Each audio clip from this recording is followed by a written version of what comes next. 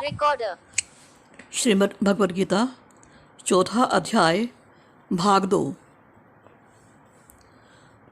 पूर्व काल में मुमुक्षुओं ने भी इस प्रकार जानकर ही कर्म किए हैं, इसलिए तू भी पूर्वजों द्वारा सदा से किए जाने वाले कर्म को ही कर।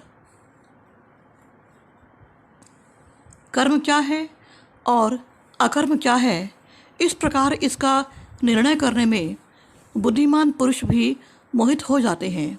इसलिए वह कर्म तत्व मैं तुझे भली भांति समझाकर कहूँगा, जिसे जानकर तू अशुभ से अर्थात कर्म बंधन से मुक्त हो जाएगा।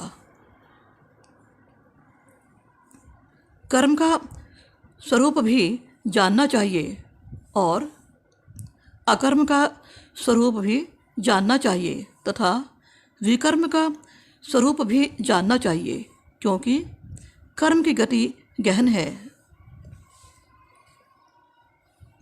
जो मनुष्य कर्म में अकर्म देखता है और जो अकर्म में कर्म देखता है, वह मनुष्यों में बुद्धिमान है और वह योगी समस्त कर्मों को करने वाला है। जिसके संपूर्ण शास्त्र सम्मत कर्म बिना कामना और संकल्प के होते हैं तथा जिसके समस्त कर्म ज्ञान रूप अग्नि के द्वारा भस्म हो गए हैं, उस महापुरुष को ज्ञानी जन भी पंडित कहते हैं। जो पुरुष समस्त कर्मों में और उनके फल में आसक्ति का सर्वथा त्याग करके संसार के आश्रय से रहित हो गया है और परमात्मा में नित्य तृप्त है, वह कर्मों में भलीभांति बरतता हुआ भी वास्तव में कुछ भी नहीं करता।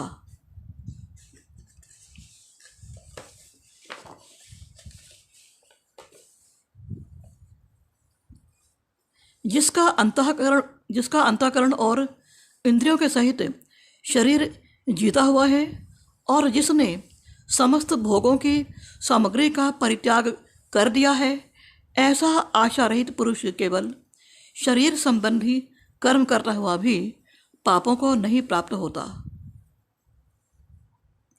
जो बिना इच्छा के अपने आप प्राप्त हुए पदार्थ में सदा संतुष्ट रहता है, जिसमें ईर्ष्या का सर्वथा अभाव हो गया है, जो हर्ष शोक आदि द्वंद्वों से सर्वथा अतीत हो गया है, ऐसा सिद्धि और असिद्धि में सम रहने वाला कर्मयोगी कर्म करता हुआ भी उनसे नहीं बंधता। जिसकी आसक्ति सर्वथा नष्ट हो गई है, जो देह अभिमान और ममता से रहित हो गया है, जिसका चित्त निरंतर परमात्मा के ज्ञान में स्थित रहता है, ऐसा केवल यज्ञ संपादन के लिए कर्म करने वाले मनुष्य के संपूर्ण कर्म भलीभांति विलीन हो जाते हैं।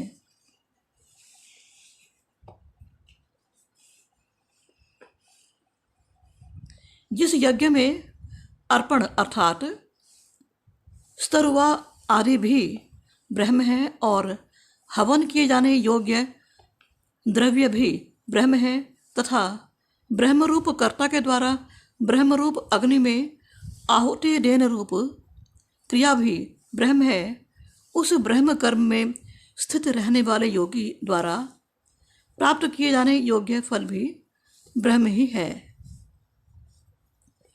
दूसरे योगीजन देवताओं के पूजन रूप यज्ञ का ही भलीभांति अनुष्ठान किया करते हैं और अन्य योगीजन परब्रह्म परमात्मा रूप अग्नि में अभेद दर्शन रूप यज्ञ के द्वारा ही आत्म रूप यज्ञ का हवन किया करते हैं। परब्रह्म परमात्मा में ज्ञान द्वारा एकाकी भाव से स्थित होना ही ब्रह्मरूप अग्नि में यज्ञ के द्वारा यज्ञ को हवन करना है।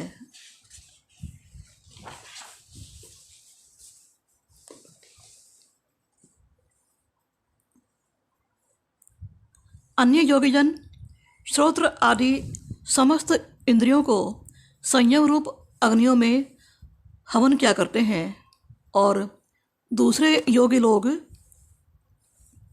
शब्द आदि समस्त विषयों को इंद्रिय रूप अग्नियों में हवन क्या करते हैं।